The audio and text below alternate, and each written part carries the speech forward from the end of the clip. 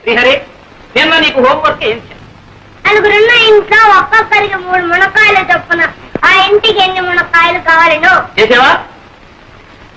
తెచ్చానండి.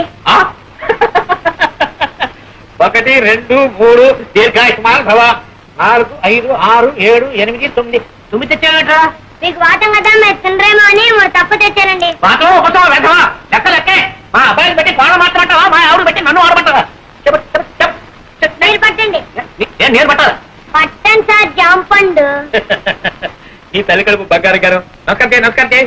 దీర్ఘాయుష్మాన్ భవ సకల విద్యా ప్రాప్తి. ఒరే బెండకాయలకు ఎవరికి ఇచ్చాను? రాకండి. ఈ నాయనమ్మ ఇంకెన్నాళ్ళు ఉంటుందిరా, ఇలా అంచెల్లా అయిపోతున్నావు. ఈ వేళ తెల్లవారు ఏమిటో నాకు ఆకలి తహించేస్తూ ఉంది. మీ అందరికీ సెలవు ప్రకటించేసాను. వెళ్ళిపోండి.